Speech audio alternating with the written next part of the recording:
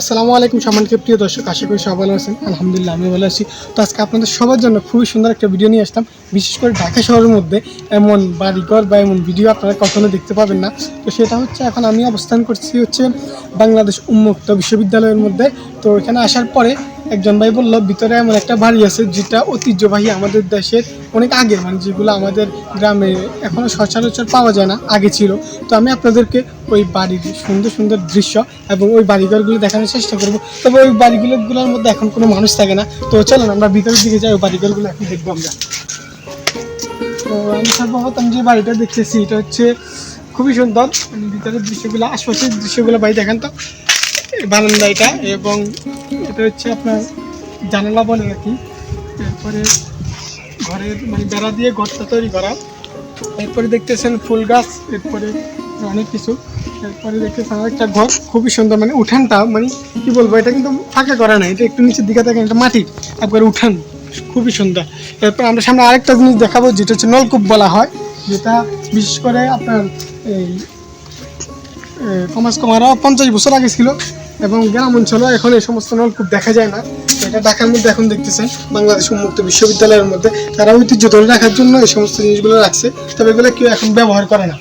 এরপরে আপনাদেরকে আরও একটা সুন্দর জিনিস দেখাবো, সেটা হচ্ছে আপনার ওই এটাকে আপনার ঢেই বলে গ্রাম্য ভাষায়, যেটার মাধ্যমে আপনার চাল ভাঙায়, এরপর ডাল ভাঙাতে হতো অনেক আগে, এখন তো এই সমস্ত জিনিস নাই।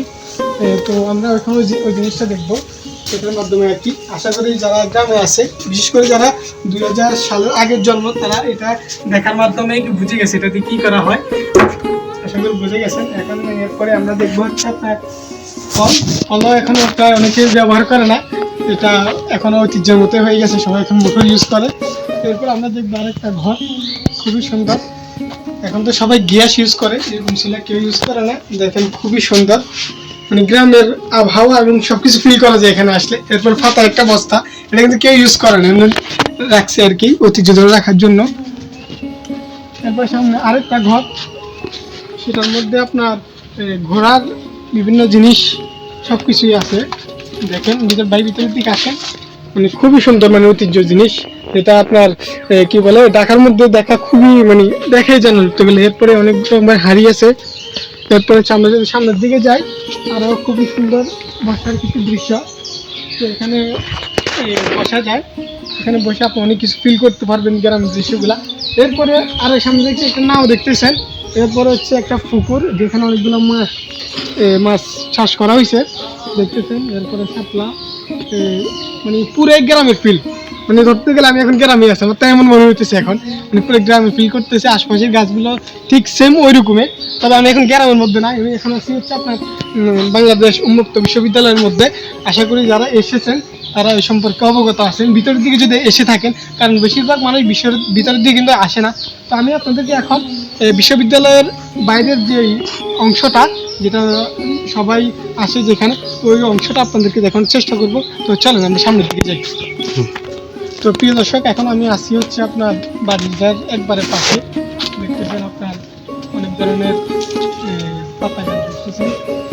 আমরা সামনের দিকে যাব। তো সম্মানিত প্রিয় দর্শক, এটা হচ্ছে মসজিদের আশপাশ, খুবই সুন্দর দেখতেছেন, ফুল গাছ এবং বিভিন্ন গাছগাছালি সুন্দরভাবে কেটে রেখেছে। এরপর হচ্ছে এটা হচ্ছে আশপাশ মুক্ত বিশ্ববিদ্যালয়ের আশপাশে দেখা আপনাদেরকে খুবই অসাধারণ ভিউ। তো গাইজ, যতটুকু সম্ভব হয়েছে আপনাদেরকে ভিডিওর মাধ্যমে দেখানোর চেষ্টা করেছি, কারণ ঢাকা শহরের মধ্যে এরকম সচরাচর ভিডিওগুলা মানে করতে দেওয়া হয় না, অনেক বাধা বিপত্তির পরে ভিডিওটা অনেক কষ্ট করা। এখন আমি যেখানে অবস্থান করতেছি সেটা হচ্ছে বাংলাদেশ উন্মুক্ত বিশ্ববিদ্যালয়ের একবারে গেটে। তো আজকের ভিডিওটা এই পর্যন্ত, সবাই ভালো থাকবেন।